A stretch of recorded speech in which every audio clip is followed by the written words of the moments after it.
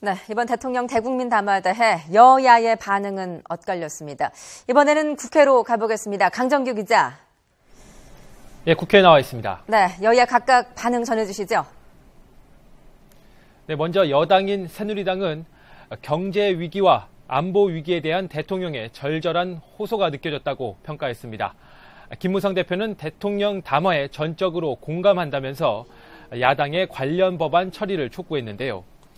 특히 박 대통령이 노동 5법 가운데 쟁점이 큰 기간제법은 빼더라도 나머지 법안을 받아들여달라고 말한 것에 맞게 협상을 진행하겠다고 밝혔습니다.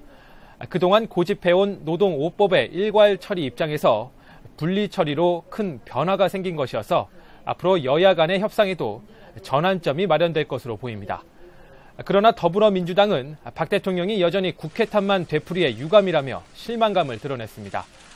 박근혜 정부의 경제 실패에 대해 국정 기조의 변화가 요구되는 상황인데도 책임을 바깥으로 돌리고 있다는 겁니다.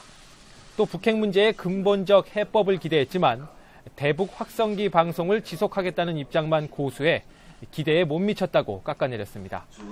중국의 협조를 끌어낼 방안은 제시하지 못한 채 중국의 역할을 기대한다는 선에 그친 것은 정부의 외교 무능을 드러낸 것이라고 비판했습니다.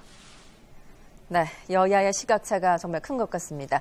다른 정치권 이슈도 좀 짚어보겠는데요. 새누리당으로부터 험지 출마를 권유받았던 안대희 전 대법관과 오세훈 전 서울시장, 그 출마 지역이 어딘지를 놓고 이런저런 얘기가 나오고 있는데 안대희 전 대법관이 이에 대해서 공개적으로 불만을 드러냈다고요?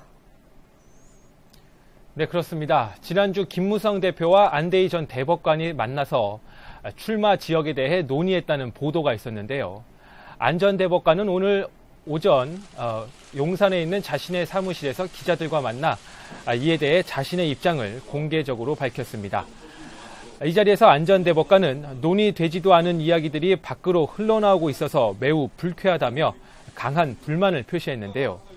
선거의 유불리를 떠나 당의 명령을 따라왔고 실제로 한 달 가까이 선거운동을 중단했는데 당에서는 계속 신뢰를 어기는 행동을 계속한다면 자신은 모든 가능성을 열어두고 중대 결심을 할 수밖에 없다고 경고하기도 했습니다. 당초 부산 해운대에 출마 의사를 밝혔던 안 전 대법관은 김무성 대표로부터 수도권 험지 출마 요구를 받고 당의 결정을 기다려왔는데요. 지난 주말 김 대표와 함께 서울 중랑과 도봉, 광진 등의 지역구에 출마하는 문제를 논의한 것으로 전해졌습니다. 오세훈 전 서울시장도 더민주 박영선 의원이 현역으로 있는 구로을을 제안받은 것으로 알려졌는데요. 오 전 시장 역시 정치 1번지 종로에서 지고 다른 험지에서 이기면 무슨 의미가 있느냐며 불만을 드러낸 것으로 전해지고 있습니다. 네, 야권은 오늘도 입당과 탈당의 혼선이 계속되고 있다고요? 네, 그렇습니다. 문재인 대표의 8번째 영입 인재로 경제관료 출신의 재정 전문가 김정우 세종대 교수가 더불어민주당에 입당했습니다. 한쪽에선 수혈이 이루어지고 있지만 다른 한쪽에선 출혈이 계속되고 있는데요. 호남이 지역구인 주승용, 장병환 의원이 추가 탈당해서 안철수 신당에 합류했고 박지원 전 원내대표도 다음 주 탈당을 예고했습니다. 다만 탈당을 고심 중인 것으로 알려졌던 이춘석 원내수석 부대표는 잔류를 선언하기도 했습니다. 이런 가운데 안철수 의원의 국민의당은 창당준비위원회의 인선안을 발표했습니다.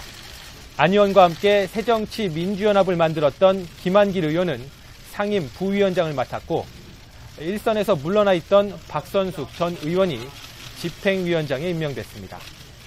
인재영입위원장을 맡은 안 의원은 앞으로 본격적인 인재 영입 활동에 나설 계획이어서 야권의 재편은 더욱 가속화할 것으로 보입니다.